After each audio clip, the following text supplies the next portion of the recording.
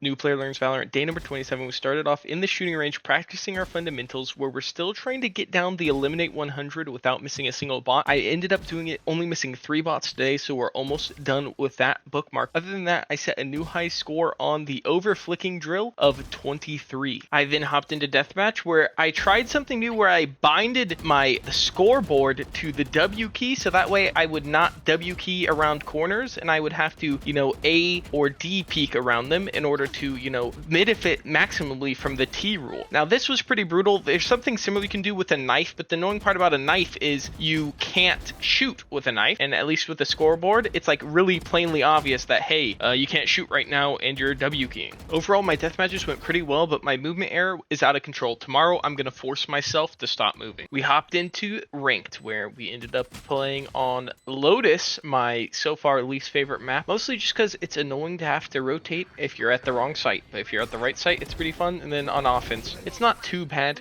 We got a little double kill action there. I actually really like these doors. They're fun to fight against because it's like a 50-50 of where the person's going to be, so it's like kind of like rock paper scissors, in a way a twisted game of sense. Now when we look at the shooting errors today, they're not horrible. Okay, they were worse yesterday. They were pretty bad during my death matches, but I think when I got rid of the annoying tab screen on my flashing in my face, I ended up being able to play pretty well. This first game went pretty good. It was a very close back and forth game. We started out dominating there. I probably would have killed him if I didn't have shooting error on those first shots. But we already said that tomorrow our goal is going to be to completely remove it, even if it costs me all my games. And I only die. If I have no shooting error, I will be happy. Here, I didn't know if she could shoot me in my head, like through the wall. I guess it makes sense. If I can see her legs, she can probably see my head. But I tried doing the geometry in my mind, and it didn't make much sense there. Now, I imagine the way I'm clearing these doors wouldn't work against better players. But who knows, because I'm playing against the best players I can, and it's working pretty well. Also, playing in, I think that's hell. Any place that's like below an upper area is just called hell, right? I think as like a generic call out. I got baited by that boom pot. I tried to do the quick flicks up and down, but it didn't work out. Here, I was just playing for time, because they left the bomb in their spawn for some reason, which was pretty crazy. Now, I think I'm peaking a bit better just from the T practice, where I'm like only using A and D.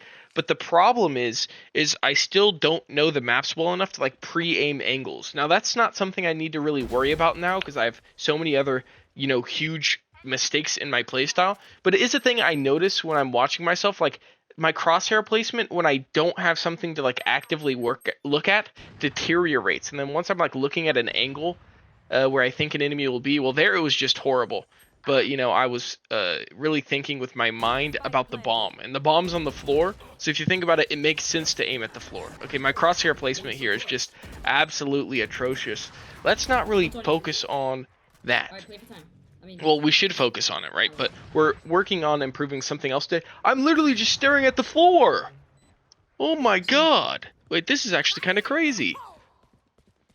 I swear it was better before. What happened? Like, I literally am aiming at knees. This is kind of disturbing.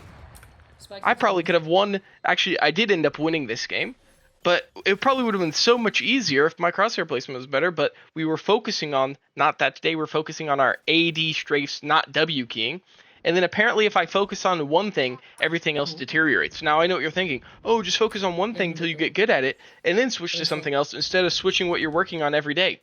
And while that's a very valid point, it's less fun because, switching around will make me more well-rounded in the short term and make me more oblong in the long term. Oh my, the shooting error there is pretty disturbing. But now, another thing I noticed on defense is here I throw the knife, I hit 4, and for some reason I'm like, oh, I can win this 1v4, and then I just die. Even though I would have lost the 1v1 anyway there because she just one-shot me with the outlaw, still, I should be like, hey, there's 4, maybe I should drop back, ping my team, find some off angle to hold, and then, try to get one pick, drop back again to a different angle, play the site. But no, I'm like, dang, I can definitely get one. That's greed. Now, is greed bad? No, but it's not always good.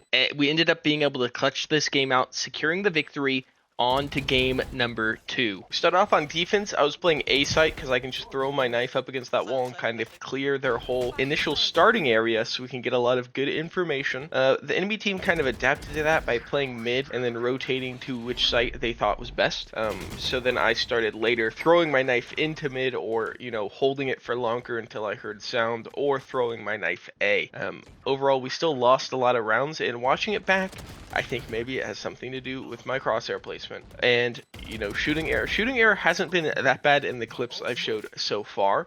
Mostly when there has been shooting error is on like one shot and or while I'm running gunning, which is completely A-okay in my book. Here I pick up a gun off a body and then re-peek the angle that the person died on, which is highly questionable. I started in this game just playing where I route back through spawn, because, you know, crossing through mid is just like waiting to be punished, because there's like 4 angles someone could hide, and then, you know, you just die for free. Now, when we were playing on offense, their chamber had kind of been like BMing and trolling in chat the whole game, and he just started AFKing the rounds in spawn.